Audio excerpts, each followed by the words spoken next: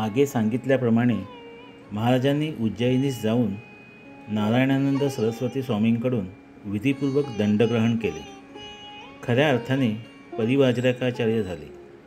परमात्म्याचे लोकोद्धाराचे अवतार कार्य पार पाडण्यासाठी महाराज आता सर्व दृष्टीने सिद्ध झाले. यापूर्वी शाश्वत वैदिक धर्मावर झालेली प्रचंड आक्रमणे यशस्वी रीतीने दूर करून सर्व भारतखंडात वैदिक धर्म आणि अद्वैत तत्त्वज्ञान यांची विजय पताका फडकावून ती अविरत डोलत ठेवण्याचे महान कार्य भगवत पूज्यपाद श्री मच्छंकराचार्य व कुमारील भट्ट यासारख्या लोकोत्तर विभूतींनी पार पाडलेच होते. दंडग्रहण केल्यावर काही दिवस उज्जयिनी येथेच महाराजांचा मुक्काम होता. याचवेळी महाराजांना सर्वत्र पायी संचार करून लोकजागृती करून त्यांच्यात स्वधर्मनिष्ठा निर्माण करावी अशी दत्तप्रभूंची आज्ञा झाली. संन्यास ग्रहणानंतर महाराजांचा दिनक्रम सामान्यतः पुढीलप्रमाणे व क्वचित प्रसंगी विशेषी त्यात बदलही होत असे. पहाटे 4 वाजता उठून भगवन्नास्मरणपूर्वक आवश्यक योगसाधना, क्वचित कोणाला या विषयात अधिकार पाहून मार्गदर्शन करावे. तदनंतर स्नान करून दंडतपर्ण प्रणवाचा जप झाल्यावर बरोबर असलेल्या दत्तमूर्तीस केवळ स्नान करून पूजा करावी. संन्यास ग्रहणानंतर फुले तुळशी वगैरे तोडू नयेत असा नियम असल्यामुळे केवळ स्नान आणि भस्म यावरच बहुधा पूजा होत असे. कोणी फुले तुळशी आणून दिली तरच त्याचा उपयोग पूजेसाठी होत असे. त्यानंतर विद्यार्थ्यांना वेदशास्त्रादी विषयाचे अध्यापन व्हायचे. त्यानंतर प्राधान्यकाळी पुन्हा स्नानादी आह्निक आटोपून भिक्षेस म्हणजे मधुकरीस जावे. ही मधुकरी 3च घरी व दक्षिणी ब्राह्मणांच्या घरीच मागायची असा नियम असे. मधुकरीचे अन्नही एकत्र करून केवळ प्राणसंधारणानेच खावे. भोजन आटोपल्यावर कोणी सकाळी भेटावयास आले तर त्यांच्याशी बोलून त्यांचे समाधान करावे. त्यांच्या काही शंका असतील तर त्यावेळी निरसन कराव्या व पुन्हा स्नान करावे. स्नानोत्तर एखादा विषय घेऊन त्याचे निरूपण करावे. महाराजांचे वक्तृत्व अमोघ, गंगोघाप्रमाणे प्रवाही आणि प्रतिवादन शैली उत्कृष्ट होती. जिव्हाग्रावर जणू शारदाच नृत्य करीत आहे असेच लोकांना वाटत होते. त्यामुळे महाराज काही सांगू लागले की लोकांची अतोनात गर्दी व्हायची हे उघडच आहे.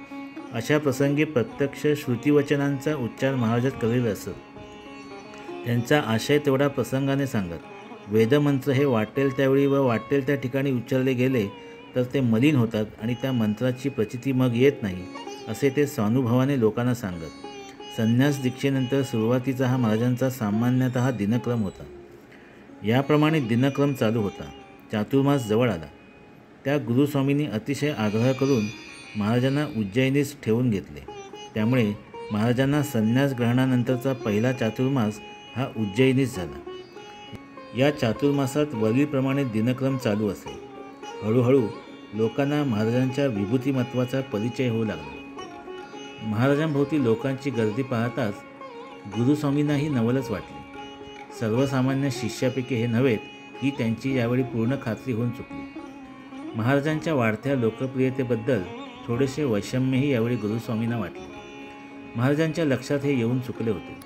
भाद्रपद पौर्णिमेला चातुर्मास ज्यावेळी संपला त्यावेळी यापुढे गुरुस्वामींच्या मनाला क्लेश न व्हावेत म्हणून महाराजांनी उज्जयिनी सोडली. उज्जयिनी सोडून महाराज संचारार्थ निघाले. पायात काहीही घालावायचे नाही, तसेच डोक्यावरही काही नसे. अणिमादी सर्व सिद्धिवश असूनही त्याचा कधी उपयोग केला नाही. प्रवासातही कधी नियम सोडला नाही. त्यासाठी काया अपार शिणली तरी त्याची पर्वा कधी केली नाही. 2 छाट्या, 4 लंगोट्या, दंड आणि वेळूचा कमंडलू या व्यतिरिक्त महाराजांजवळ संचारात काहीही सामुग्री नसे. एवढ्या सामुग्रीवर त्यांनी आसेतू हिमाचल पायी संचार करून लोकजागृतीचे कार्य केले. हे लक्षात घेतले तर त्यांचे विभूतिमत्व सिद्ध करण्यास दुसऱ्या पुराव्याची आवश्यकता राहणार नाही. दक्षिणी ब्राह्मणा वाचून इतरत्र भिक्षा घेत नसल्यामुळे जिथे दक्षिणी ब्राह्मणांची वस्ती मुळीच नसे त्या ठिकाणी संपूर्ण उपवास घडत असे. आणि असे उपवास 1-2 नव्हे, कित्येक वेळा 40-40 दिवसही असे उपवास घडायचे. हे उपवासही शुद्ध पाण्यावर होत असत आणि असे उपवास घडत असले तरी रोज 10 कोस तरी अंतर चालून महाराज जातच असत. उपवासापायी प्रवास कधीही खंडित झाला नाही की त्याच्या नित्य दिनक्रमात अणुमात्रही फरक पडला नाही याची साक्ष देणारी माणसे लेखकाला तर भेटली आहेत, पण अनेकांना आजही भेटत असतील. असा खडतर संचार चालू असताना कित्येकाच्या मुखातून ही पदयात्रा कसली, हे तर सतीचे वाण असे उद्गार निघत असल्यास त्यात अस्वाभाविकते काय? असा संचार करीत करीत महाराज हे महत्पुरात येऊन पोहोचले. कोणत्याही गावात 3 ते 4 दिवसापेक्षा अधिक सहसा महाराज राहत नसत. तथापि लोकांच्या अत्याग्रहास्तव क्वचित प्रसंगी अधिक दिवसही ते एखाद्या गावी राहत. यांची प्रसन्न, शांत व आनंदी मुद्रा, शास्त्रशुद्ध आचार व अद्वितीय विभूतिमन्व आणि लोकोत्तर योगसामर्थ्य पाहून लोक यांच्याकडे आकर्षित होत असत. एकदा गावात महाराज आले की परत जाईपर्यंत लोक यांना मुळीच सोडत नसत. महत्पुरातही असाच लोकांनी आग्रह केला, त्यामुळे महाराजांचे वास्तव्य महत्पुरात थोडे अधिक झाले. यावेळी महत्पुरात एक काली भक्त काळूमय्या नावाचे जीवनमुक्त पुरुष राहत असत. अनेक वर्ष तपश्चर्या करून शेवटी कैवल्य साक्षात्कार झाल्याने यांच्या दृष्टीने जग असून नसल्यासारखेच होते. देह होता म्हणून जगतदान होते एवढेच. बाकी सर्व व्यवहार येच्छेने असा होईल तसा चालवायचा. झोप येईल तेथे झोपावे. मग त्या ठिकाणी दगड, काठे, चिखल काही असो. भुकेची बाधा नव्हतीच, पण आली लहर तर त्यावेळी मिळेल त्या पदार्थांनी भूक भागवायची. तोच प्रकार तहान लागली तर. सर्वदा नित्यशुद्ध बुद्ध व आनंदमय अशा चित्स्वरूपी तंद्री लागलेली असे. त्यावेळी बुद्धिवादी आणि स्थूल दृष्टीने विचार करणारे लोक त्यांना शुद्ध वेडे समजून उपद्रवही देत असत. फक्त यांची एकनिष्ठेने सेवा करणारा रामजी या नावाचा एक गृहस्थ होता. तो छायेप्रमाणे काळूमय्याच्या मागे राहत असे. अशा पुरुषाची सेवा करणे हे लोखंडाचे चणे खाण्या इतकेच अवघड असत. पण रामजीने हे लोखंडाचे चणे खाल्ले व पचवले. त्याचे फळ त्याला मिळाल्या वाचून राहिले नाही. महाराजांनी या काळूमय्याला पाहताच त्याचा अधिकार ओळखला होता. त्यांनी लोकांना सांगितले की यांना जे कोणी त्रास देतील त्यांचा सर्वनाश झाल्या वाचून राहणार नाही. हे ब्रह्मसाक्षात्कारी जीवनमुक्त स्थितीतले श्रेष्ठ अधिकारी सत्पुरुष आहेत.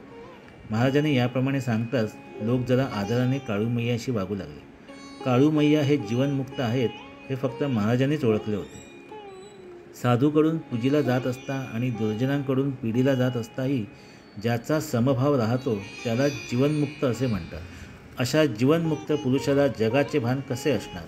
त्याचे सर्व व्यवहार एखाद्या झोपाळू किंवा एखाद्या लहान बालकाप्रमाणे परप्रेरणेनेच चाललेले असतात.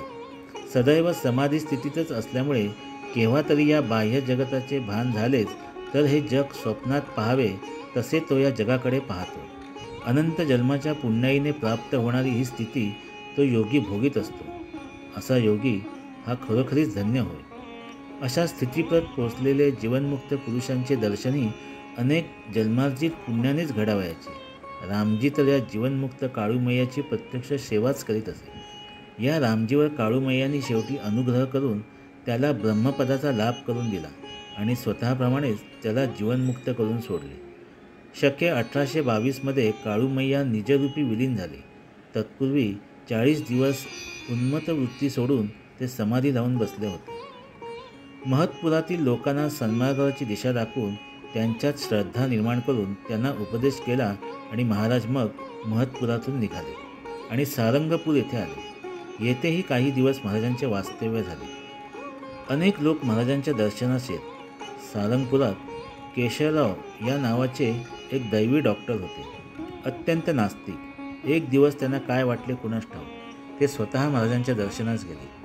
केशवराव दर्शनास आलेले पाहताच लोकांना आश्चर्य वाटले, कारण महाराजांच्या दर्शनास येणाऱ्या लोकांची ते आजवर टवाळी करीत असत. पण आज मात्र ते स्वतः आले. एवढेच नव्हे तर महाराजांना नमस्कार केला व त्यांना आपल्या घरी भिक्षेस येण्याविषयी प्रार्थना केली. पण महाराज हे अत्यंत निस्पृह. केशवरावांची एकंदर मनोवृत्ती पाहून त्यांना मनातून त्यांची करुणाच आली. ते म्हणाले की तुम्ही भिक्षेस बोलावता, पण तुम्ही ब्राह्मणाचा कोणताही आदर पाळीत नाही. तुमच्या घरी नैवेद्य, वैश्वदेव, संध्या वगैरे काहीच होत नाही.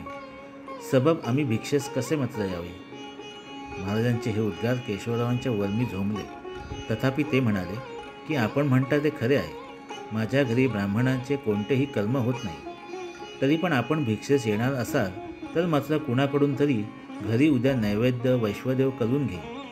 हे उद्दाम व त्याहून मूर्खपणाचे उत्तर ऐकताच महाराज एकदम रागावले.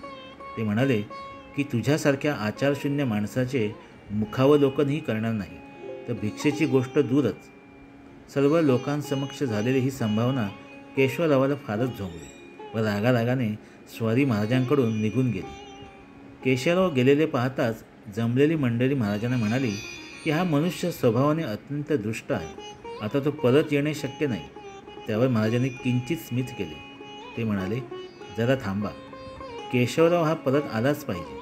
महाराजांनी असे सांगताच मंडळींना विलक्षण विस्मय वाटले. त्यांना केशवरावांची चांगलीच माहिती होती. केशवराव महाराजांकडून निघाले तडक घरी गेले व आपल्या आईला त्यांनी झालेले वृत्त सांगितले. त्यांच्या दृष्टीने महाराजांसाठी त्यांनी दुसऱ्यांकडून का होईना पण नैवेद्य वैश्वदेव करण्याची तयारी दाखवली. हे एक संन्यासी या दृष्टीने खूपच केले होते.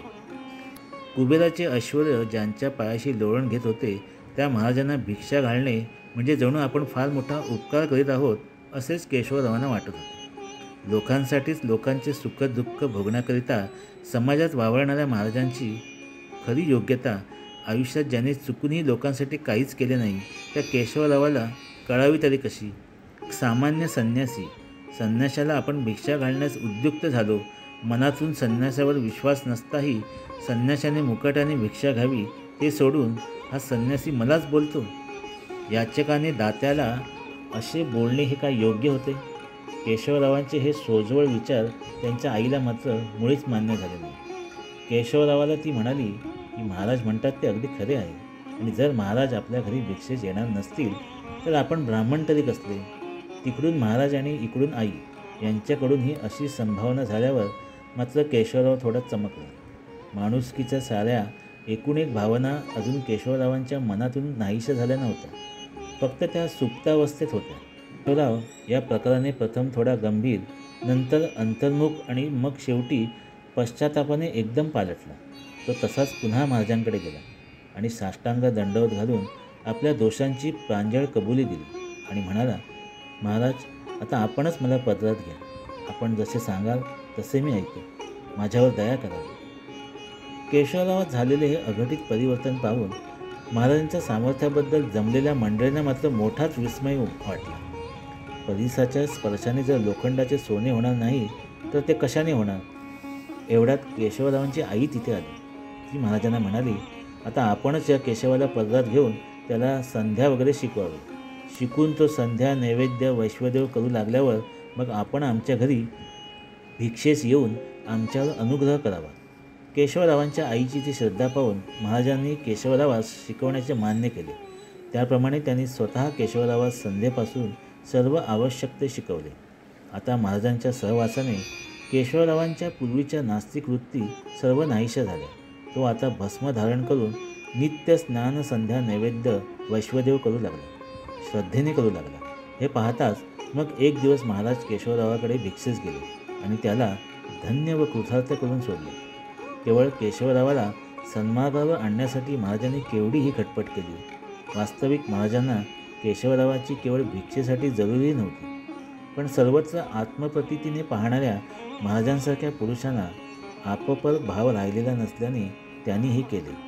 व्यावहारिक जगात वावरणाऱ्या लोकांच्या मितूपणाच्या दृष्टिकोनातून अशा घटना आपणास पाहताच येणार नाही. महाराजांचा सहवास होईपर्यंत केशवरावांच्या जीवनात काही विलक्षण घटना घडल्या नव्हत्या असे नव्हते. विस्मयजनक दैवी सामर्थ्याचे दाखले एकामागून एक मिळाले असताही केशवरावावर मात्र या घटनांचा मुळीच परिणाम झाला नाही. पूर्व सुकृतवशात महाराजांचे दर्शन होताच क्षणी मात्र केशवरावांचा मनोमय कोश एकदम उत्क्रांत झाला. धन्यवाद.